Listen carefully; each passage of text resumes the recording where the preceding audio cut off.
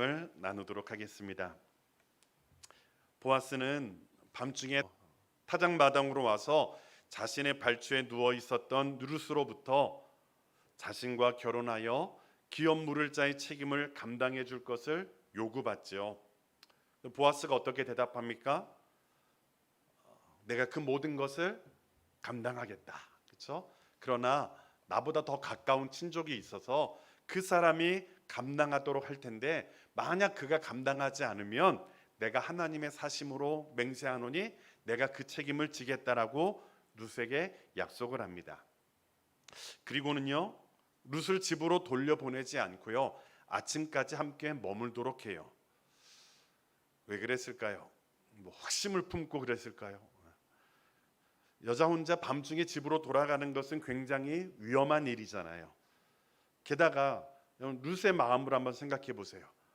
그 밤중에 돌려보냄을 당하는 거예요. 그러면 그 돌려보내어질 때에 그 발걸음이 어떻게 했을까요? 그 마음이 어땠을까요? 혹시 보아스가 거절하는 것은 아닌가? 그 밤길이 참 이렇게 쉬운 길은 아니었을 거예요. 쫓겨나는 마음이 들지 않았을까? 그래서 보아스는요, 룻을 배려해서 아침까지 머물도록 그렇게 하고 있는 거예요. 그런데 그녀의 몸에는 손대지 않습니다. 여러분, 한밤중에 남녀가 같은 자리에 머무는 것은 큰 유혹이 아닐 수 없어요.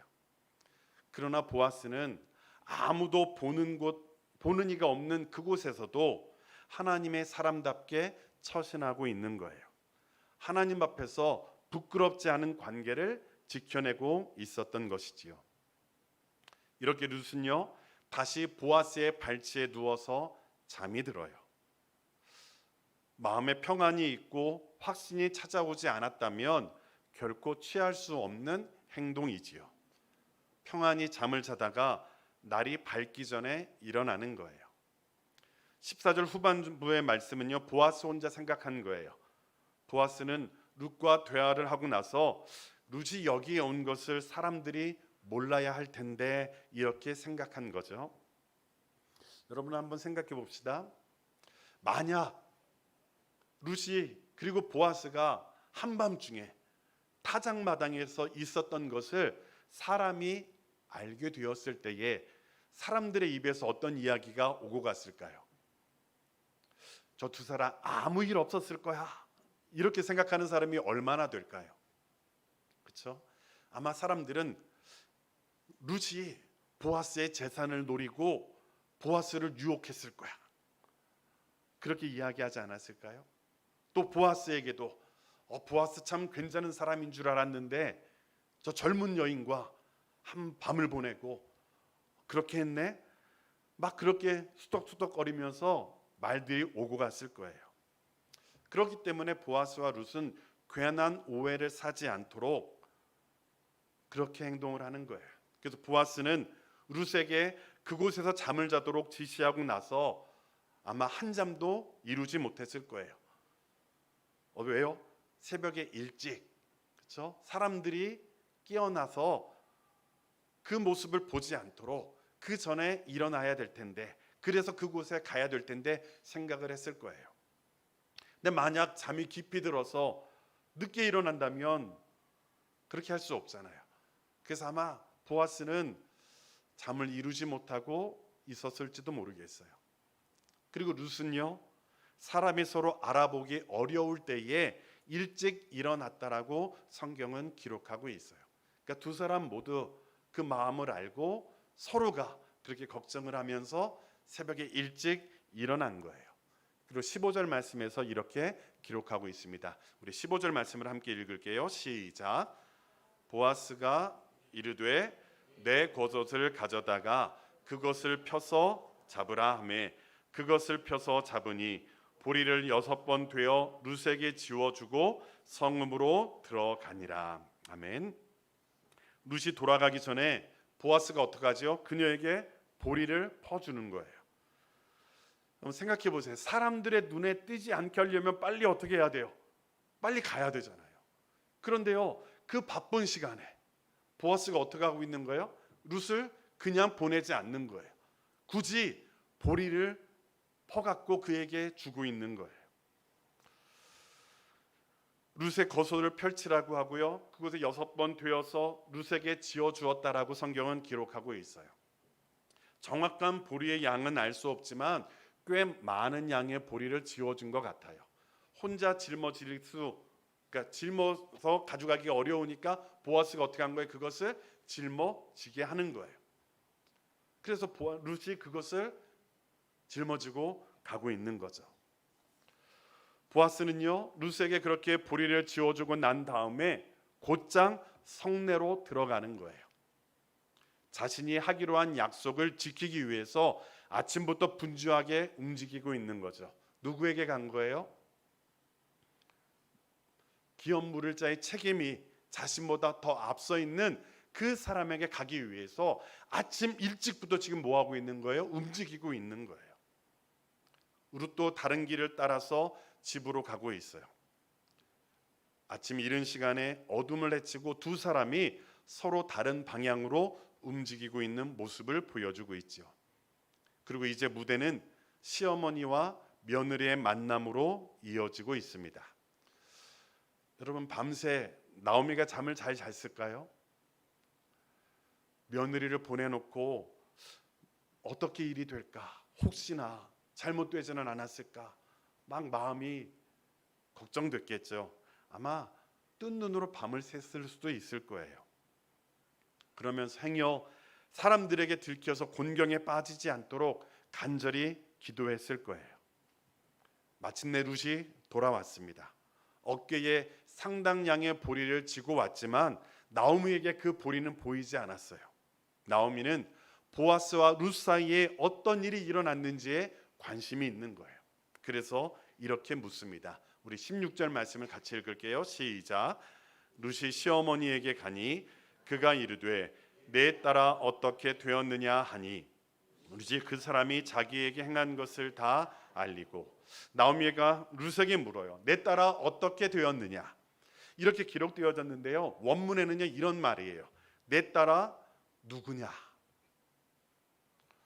여러분 좀 이상하지 않나요? 내 딸아 누구냐? 여러분 나오미가 지금 룻을 알아보지 못해서 묻고 있는 건가요? 그랬다면 내 딸아 이렇게 이야기하지 않겠죠. 내 딸아라고 호칭한 것으로 보아서 룻인지 아닌지를 묻는 질문은 아닌 것 같아요. 룻의 답변도 그래요. 만약 그게 내 딸아 누구냐 했을 때 룻입니다 이렇게 이야기하는 게 맞잖아요. 그런데 룻도 그렇게 대답하지 않아요. 그 대신에 보아스가 어떻게 행했는지를 다 보고하는 거예요. 그렇다면 룻도 나오미의 질문을 자신의 정체를 묻는 질문으로 듣지 않았던 것이지요. 나오미의 질문은요, 보아스를 만나고 난 다음에 룻의 신분에 어떤 변화가 생겼는지를 묻고 있는 거예요. 너 누구냐? 이제 너는 보아스의 아내가 되는 거냐? 아니면 여전히 계속 모함 여인으로 계속 과부로 사는 거냐? 그것을 묻고 있는 거예요. 그러니까 밤새 어떤 일이 있었는지 그 일을 통해서 룻에게 변화가 있는지 없는지를 묻고 있는 거예요. 내 딸아 너 누구냐? 보아스의 아내가 되었느냐? 아니면 그에게 거절을 당해서 계속 과부로 남게 되는 거냐? 그것을 묻고 있는 거죠. 그러자 룻은요 시어머니에게 자기에 있었던 모든 일들을 낱낱이 보고하는 거예요. 룻은 보아스와 나눈 대화를 소상히 설명했을 거예요. 보아스가 자기에게 주어진 책임을 다하겠다라고 약속했어요. 그런데 자기보다 기업 물을 자 순위가 앞서 있는 그 사람이 있는데 그 사람에게 가서 그 사람이 그 책임을 담당하면 그 사람에게, 그리고 그 사람이 담당하지 않으면 자기가 그 일을 감당할 거라고 보아스가 약속했어요. 그렇게 말하고 있는 거예요. 그리고 나서요 이렇게 이야기를 합니다. 우리 17절 말씀을 읽을게요. 시작.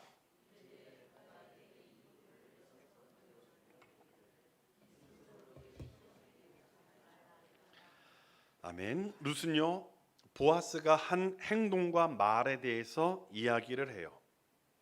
그런데 여러분, 그 중심이 누구에게 있나요?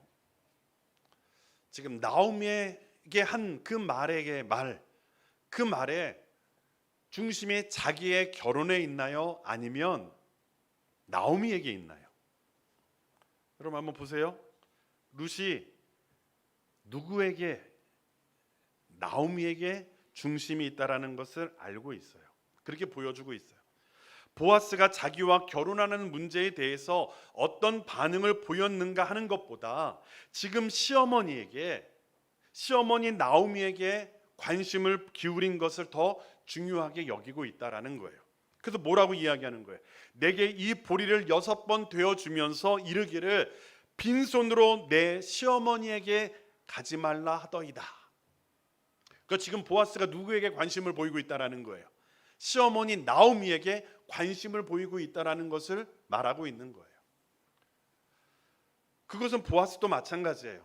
여러분, 보아스가 보리를 6번 되어주면서 뭐라고 이야기했어요? 빈손으로 누구에게 가지 말라? 시어머니 나오미에게 가지 말라는 거예요. 여러분, 그 보리가 룻에게 준 것일 수도 있잖아요. 그렇죠? 근데 그는 꼭 집어서 이 보리가 누구를 위해서 주는 거라고요? 나오미를 위해서 주는 거다. 빈손으로 그 나오미에게 가지 말라, 그렇게 이야기하고 있는 거예요. 그러니까 여러분, 룻에게 지어준 보리는 누구를 위한 것이에요? 룻을 위한 것이 아니라 누구를 위한 것이에요? 나오미를 위한 것이에요. 여기서 중요한 것은요, 보리의 양이 아니라 6번이라는 숫자에 있는 거예요.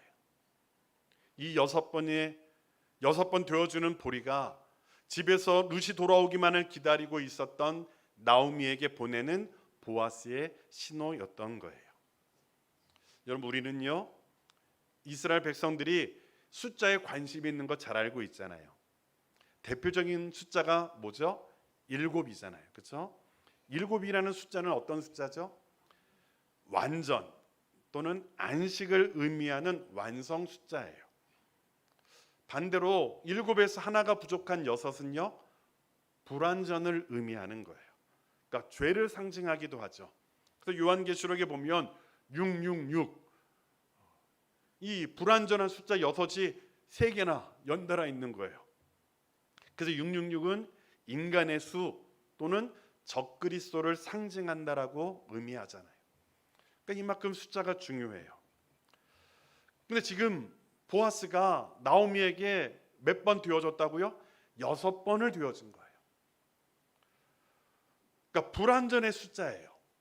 그런데 여러분, 다르게 생각해 보면 부족하다는 의미에서 6번을 생각해 본다면 긍정적으로 볼 때에 그 6번은 7이라는 안식에 도달하기 위한 마지막 단계라는 것을 의미하는 거예요. 그러니까 이 아직 안식이 주어진 것은 아니지만 이제 곧 안식에 도달할 것이라는 기대와 소망을 주는 숫자가 바로 6이라는 거예요. 여러분, 직장인들이 가장 좋아하는 요일이 무슨 요일이죠? 월요일인가요? 끔찍하잖아요. 그렇죠? 월요병이라는 말이 있잖아요. 직장인들은 월요일이 되면 아파요. 그렇죠? 광운, 그렇지? 저도 그랬어요. 저도 일했을 때, 잠깐 일했을 때 월요일 왜 이렇게 힘든지 모르겠어요. 지금은 월요일이 제일 즐거워요. 다시 말할게요. 주일이 제일 즐거워요. 그리고 그 다음에 월요일이 즐거워요.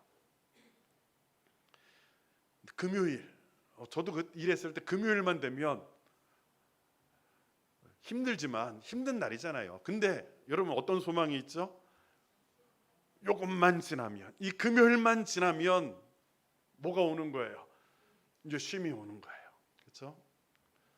조금만 견디면, 그래서 일과가 끝나면 이틀이라고 하는 쉬는 날이 주어진다고 하기 때문에 그 금요일은 어쩔 수 있는 거예요? 버티고 견딜 수 있는 거예요. 지금 보아스가 6번 되어준 것에는 이런 의미가 있는 거예요. 그것은 지금 이걸로 절대 끝나지 않는다라는 거예요. 조금 기다리면 더 완전한 것으로 채워줄 것이다. 포기하지 말고 여기에서 만족하지 말고 더욱 기대하며 나아가라는 의미가 암시되어져 있는 거예요. 여기에서 빈손이라는 표현이 나와죠. 레켐이라는 단어인데요, 보아스는 이 단어를 의도적으로 사용했다고 생각되어져요. 빈손으로 시어머니에게 가지 말라. 여러분, 나오미가 베들레헴으로 돌아올 때에 뭐라고 말했죠? 내가 풍족하게 나아갔더니 여호와께서 나를 어떻게 했다고요? 비어서 돌아오게 하셨느니라. 이 비어라는 말이 레켐이라는 단어로 같은 단어예요. 그러니까 텅 비어 고향으로 돌아오면서 나오미가 탄식하며 얘기했던 거예요. 내가 풍족하게 나아갔더니 지금 내가 어떻게 됐다고요? 텅 빈 채로 돌아왔다. 근데 그 텅 빈이 누구를 통해서 조금씩 채워지고 있었죠? 룻을 통해서. 룻이 아침부터 나가서 일찍부터 저녁 늦게까지 주워온 그 이삭을 통해서 나오미의 텅 빈이 조금씩 채워졌던 거예요.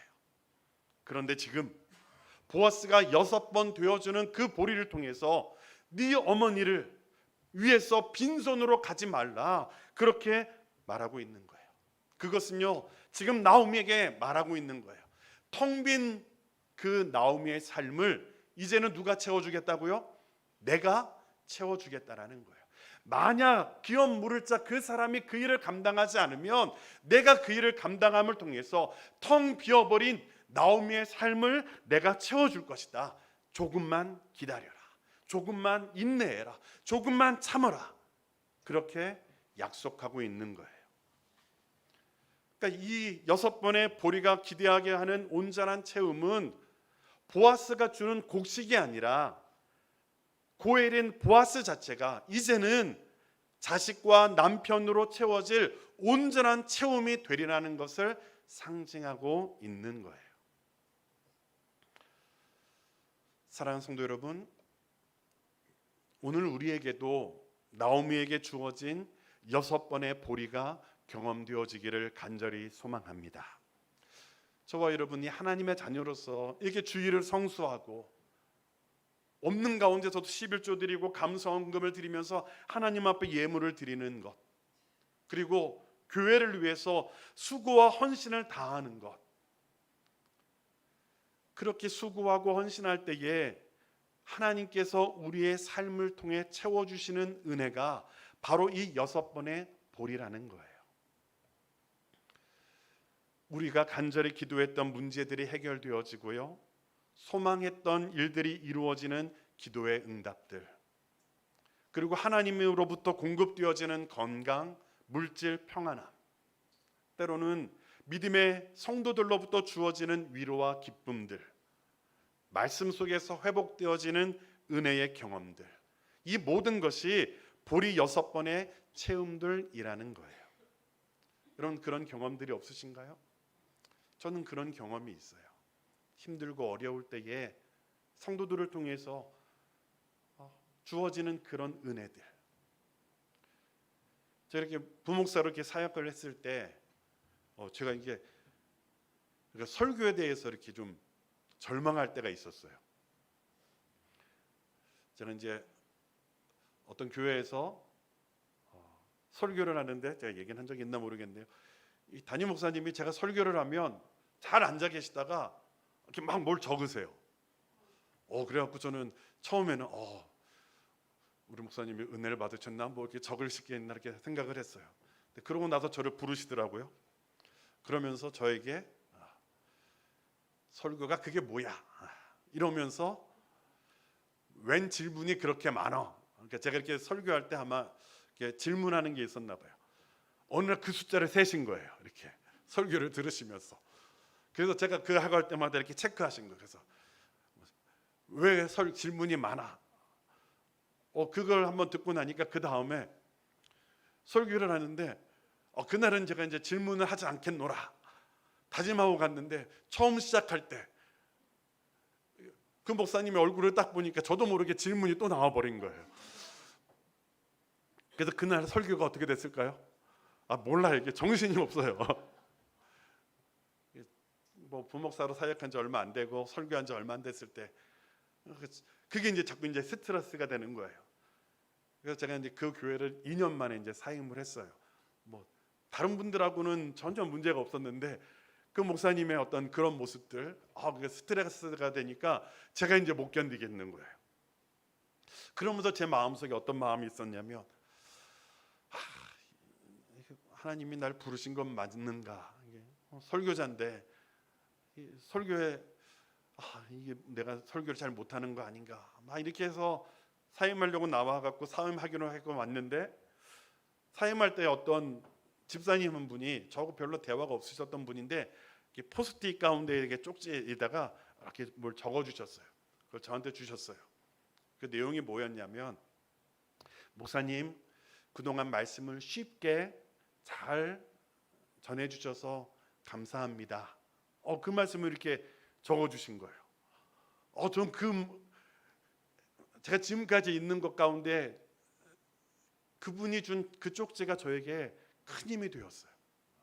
그러니까 목사로서 설교에 자신감이 없고 절망이 있을 때 그 집사님이 준 그 쪽지, 목사님의 설교를 통해서 쉽게 전해주시고 그 말씀을 통해서 은혜 받았다는 그 쪽지 하나가 저에게는 이 6번의 체험이었어요. 낙심하지 마라, 절망하지 마라. 그 은혜가 되는 거예요.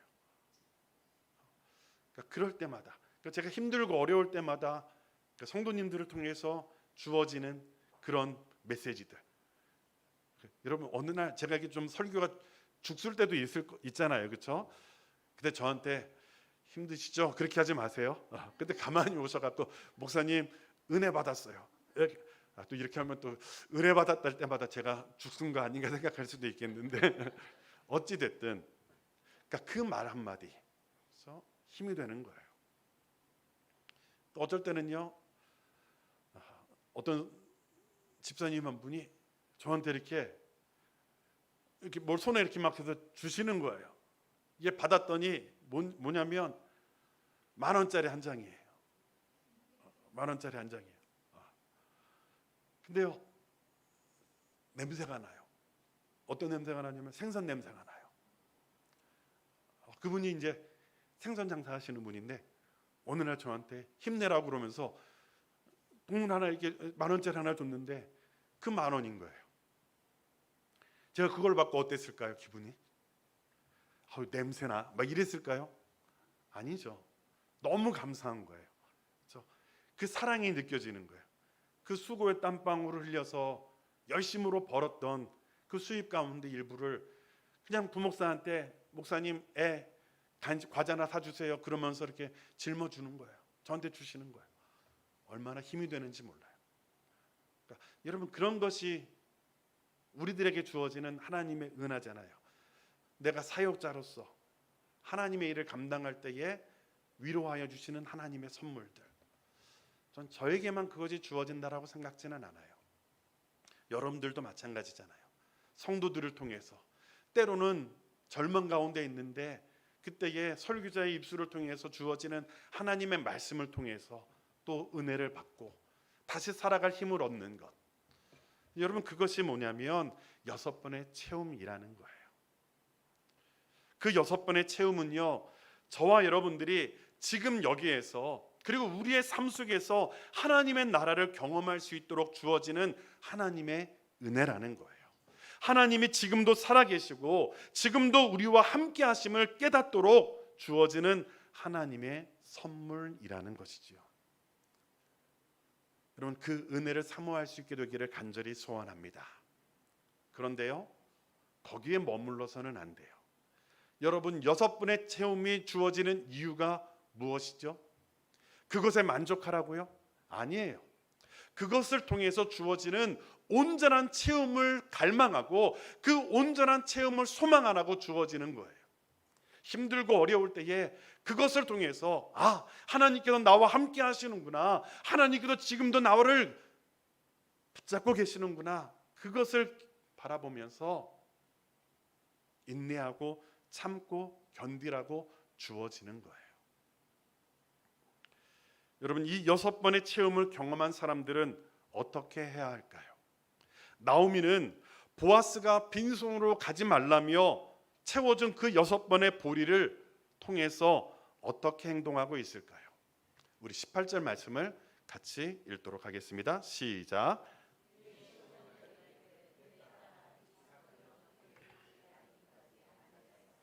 그 사람이 오늘 이 일을 성취하기 전에는 쉬지 아니하리라 하니라. 아멘. 이 사건이 어떻게 될지 알기까지 어떡하라고요?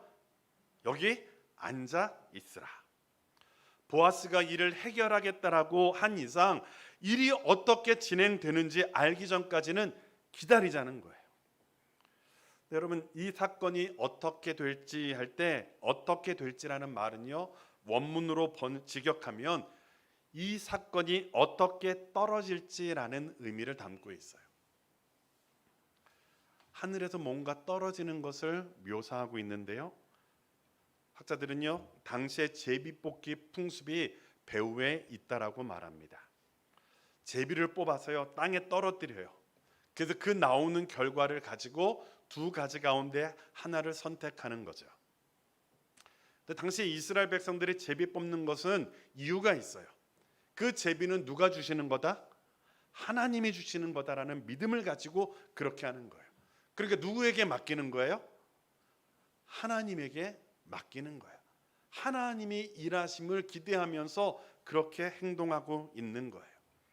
그러니까 지금 성경은 지금 그것을 묘사하면서 나오미가 뭘 기다리는 거예요?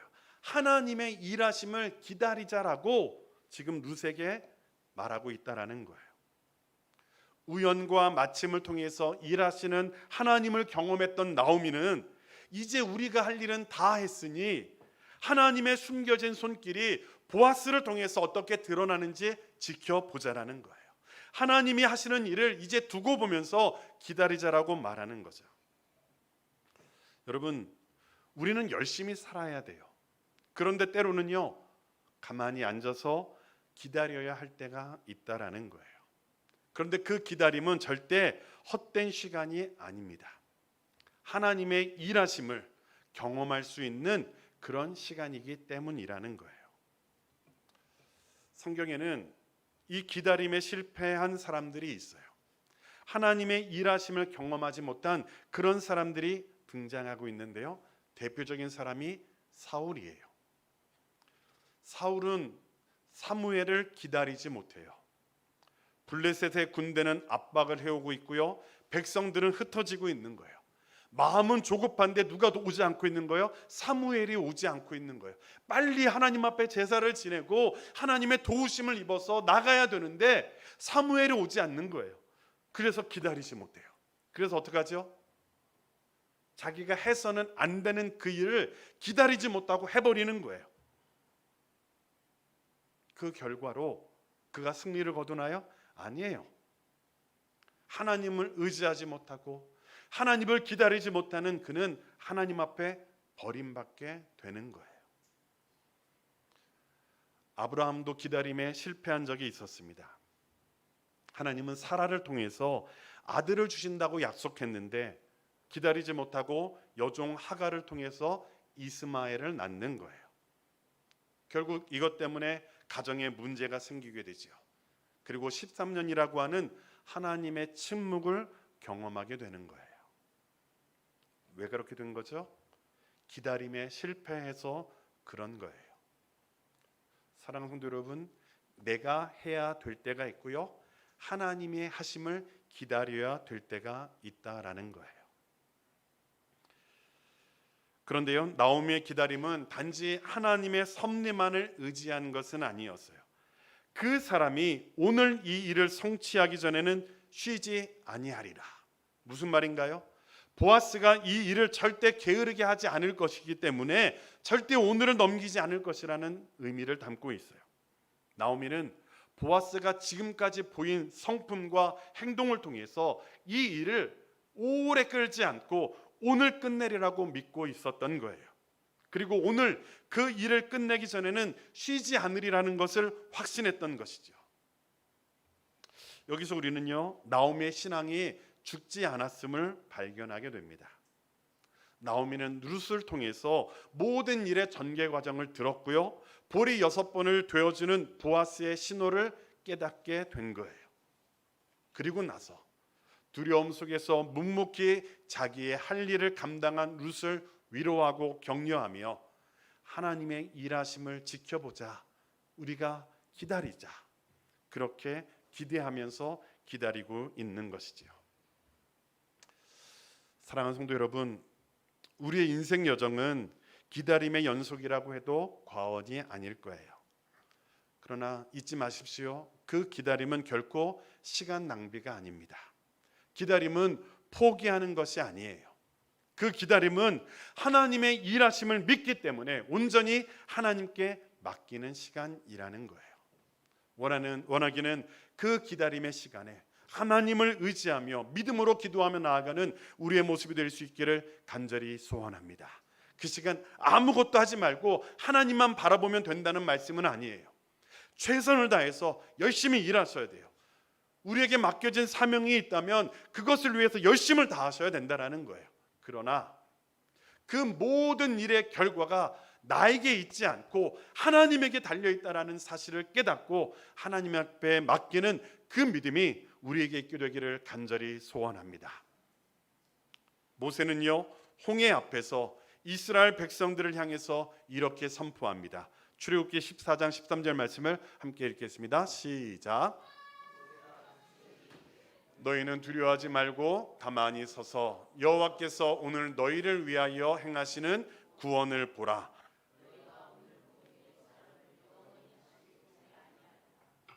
아멘. 14장 13절이 맞나요? 네. 너희는 두려워하지 말고 뭐 하라고요? 가만히 서서 여호와께서 오늘 너희를 위하여 행하시는 구원을 보라. 아멘. 뭐라고요? 너희는 뭐 하라고요? 가만히 서라. 지금은 뭐 할 때라는 거예요? 가만히 서서 하나님의 도우심을 기다려야 될 때라, 이렇게 말하고 있는 거예요. 여러분, 왜 그렇게 기다릴 수 있죠? 우리가 누구를 믿기 때문에 그러는 거예요? 하나님을 믿기 때문에 그러는 거예요. 그리고 그 하나님은 우리의 기다림을 헛되이 만드는 분이 아니라 우리의 기다림을 풍성한 체험으로 만드시는 하나님이시기 때문에 그 일을 감당할 수 있고 우리는 기다릴 수 있다라는 거예요. 원하기는 그 사람이 오늘 이 일을 성취하기 전에는 쉬지 아니하리라, 이 나오미의 고백이 저와 여러분들을 향한 하나님의 음성이라는 사실을 깨닫게 되기를 간절히 소원합니다. 사랑하는 성도 여러분, 진정한 고해일이신 예수 그리스도께서 하나님의 자녀된 저와 여러분에게 온전한 안식을 주시기 위하여, 그리고 완전한 구원을 성취하기 위하여 쉬지 않고 일하고 계신다는 사실을 잊지 마시기를 바랍니다. 예수님은 저와 여러분들의 구원을 위하여 이 땅에 인간의 몸으로 오셨어요. 그리고 십자가의 죽음을 마다하지 않으셨고 마지막 피 한 방울까지 저와 여러분들을 위해서 흘리셨다는 사실이에요. 그리고 지금도 우리를 위하여 쉬지 않고 일하고 계십니다. 로마서 8장 34절 말씀을 우리 같이 한번 읽도록 하겠습니다. 시작.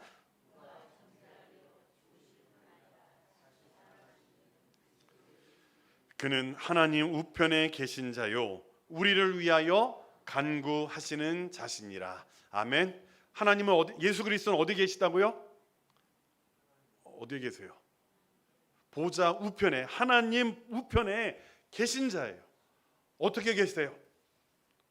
그 우편에 어떻게 되나 그렇게 앉아 계시나요? 아니에요. 뭐 하고 계신다고요? 우리를 위하여 간구하신다.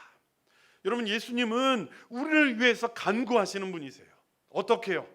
여러분, 겟세마네 동산에서 예수님께서 어떻게 기도하셨죠?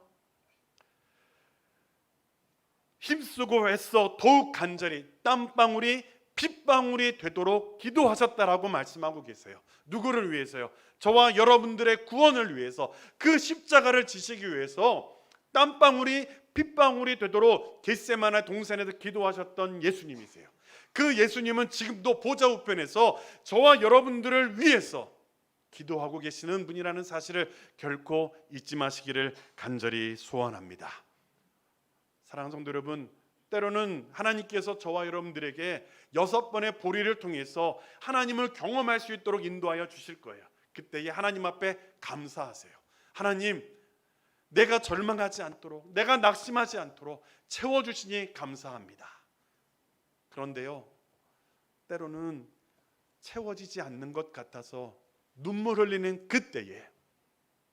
그때에도 결코 낙심하지 마시기를 간절히 소원합니다. 왜요? 지금 주님께서 뭐하고 계시기 때문에 저와 여러분들을 위하여 간구하고 계시고 저와 여러분들을 채워주시기 위하여 부르짖고 계시고, 그래서 그 6번의 채움을 우리에게 허락하여 주시고 영원한 안식을 우리에게 허락하시기 위하여 쉬지 않으시는 하나님이심을 우리가 믿고 기다릴 수 있는 우리 모두가 될 수 있기를 간절히 소원합니다. 낙심하지 마시기를 바랍니다.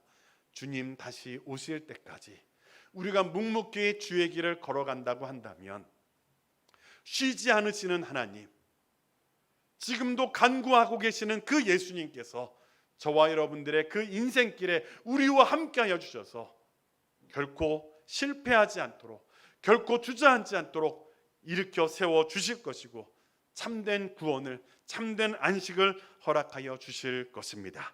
그 주님께서 저와 여러분들의 인생의 끝에서 저와 여러분들을 맞아주시고 착하고 충성된 종아 수고했다, 이제 나와 함께 안식을 누리자, 그 음성을 듣게 되는 우리 모두가 되시기를 주님의 이름으로 축원합니다.